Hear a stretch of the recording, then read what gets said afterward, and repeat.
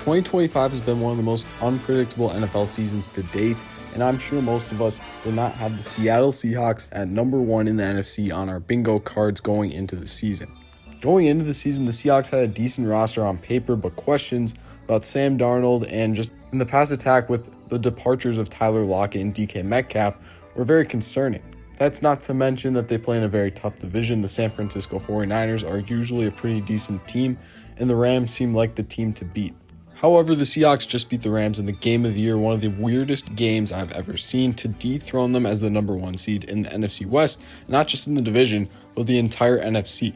The Seahawks have a top 10 defense and a top 10 offense this year, and looks like a team that could legitimately make some noise in the playoffs. But the question is, how did we get here? Because it feels like the Seattle Seahawks being at number 1 in the NFC came out of absolutely nowhere. After moving on from Russell Wilson, the Seahawks looked to rebuild with Geno Smith, but rebuild they did not, as they were a very solid team that year. They went 9-8, lost in the wild card, and Geno Smith took home Comeback Player of the Year. The very next season, they also went 9-8 and parted ways with Pete Carroll. While Pete Carroll is an NFL legend, hiring Mike Macdonald looks like an absolute home run for the Seahawks so far, as they have only improved under the helm of Mike Macdonald. Macdonald served as the Baltimore Ravens defensive coordinator before coming to the Seattle Seahawks and has brought a new life to this defense, and some are calling the Legion of Boom 2.0. Under Macdonald, the Seahawks D went from being 3rd worst in the entire league to top 15 in the league, and now they look like one of the best defenses in all of football in 2025. Mike Macdonald likes to play to this defense's strengths, as his nickel formation is very nice for Devon Witherspoon and their solid secondary. His percentage of using the nickel formation is highest in all of football. That makes this team a nightmare to play against for passing offenses. Mike Macdonald's tactics are awesome, and he's been a huge part and key component in the Seahawks' rise to the number 1 seed in the NFC. What also is key in the Seahawks' rise to success is this team has really been drafting well in the past couple years. Dating back to 2022, there are very few misses. Adding guys like Gray Zabel and Charles Cross have made this O-line very serviceable. Gray Zabel especially was a huge steal in the draft last year, as they got him at 18th overall. He looks like he could be a franchise guard for this team for a long time. And these guys have had some monster classes in big hauls in single drafts. 2022, they got Charles Cross, Boye Mafe. Kenneth Walker III has been absolutely awesome and a spark plug for this offense, and Tariq Woolen has been awesome at cornerback as well. You thought that was a good draft class? Well, 2023 blows that out of the water, as they were able to pick up Devin Witherspoon, Jackson Smith-Njigba with 2 first-round picks. They got Zach Charbonnet later on. Drafting both Walker and Charbonnet has given this offense a huge identity in the run game. And this 1-2 punch is absolutely scary, especially when Ken Walker is healthy. Of course, Devin Witherspoon is the rock of their defense and one of the best corners in football with a PFF grade of 90.2. Any team would be drooling at the chance to have Devin Witherspoon, as he is just a solid guy and just locked down in the secondary. And of course, in that same exact draft class, they landed Jackson Smith-Njigba.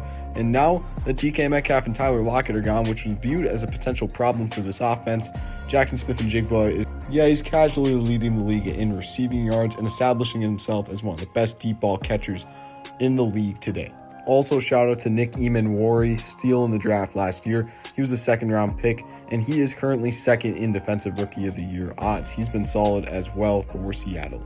So yeah, this team has drafted very well and created a nice young core to surround none other than Sam Darnold with. And that brings me to the next point, is that Sam Darnold has taken this team over the edge that Geno Smith couldn't.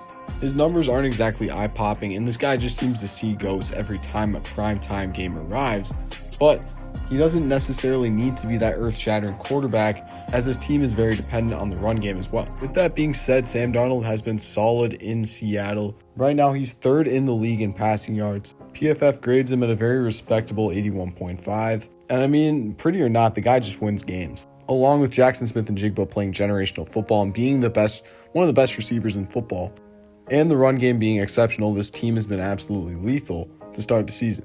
Anyways, that still means that the Seahawks were seen as the number 2, number 3 team in this division going into the year. And I mean, no one doubted that they were good. It's just the Rams had this division on a chokehold, and it seemed that it would stay that way until last Thursday. I mean, I don't even know how to explain this play. Devontae Adams was out, and thanks to some gutsy play calling by Mike Macdonald, the Seattle Seahawks were able to take home the W against the Los Angeles Rams on Thursday Night Football. Matthew Stafford continued his MVP caliber football. Puka Nacua was playing just as good as he was all year, but the Seahawks rallied in the fourth quarter to come back 16 points. These guys converted 3 2-point conversions, and one of them genuinely I don't think we'll ever see ever again. Shout out Rashid Shaheed. He was a great trade acquisition and has given the special teams something teams genuinely have to look out for whenever they play the Seahawks.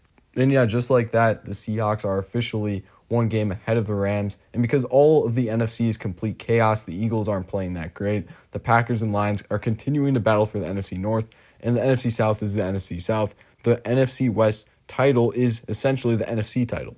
So yeah, these guys are the number one seed in the NFC, crazy enough. With 2 games against the feisty Carolina Panthers and San Francisco 49ers, they win those 2 games and they will very likely hold on to the conference title. And this team will be fun to watch in the playoffs. Although I would like to caution Seahawks fans that Sam Darnold just is never really the same person in primetime games. Sure, he got the win on Thursday Night Football last Thursday, but he did throw 2 interceptions and did look pretty shaky most of the game. In terms of the playoffs, I honestly would take the Rams over the Seahawks. I trust this team more. I trust Matt Stafford, Puka, and Devontae Adams more than I trust the Seahawks team. But who knows? Maybe they will prove me wrong in the playoffs. Anyways, if you like these football videos, please subscribe, and we'll see you next time. God bless.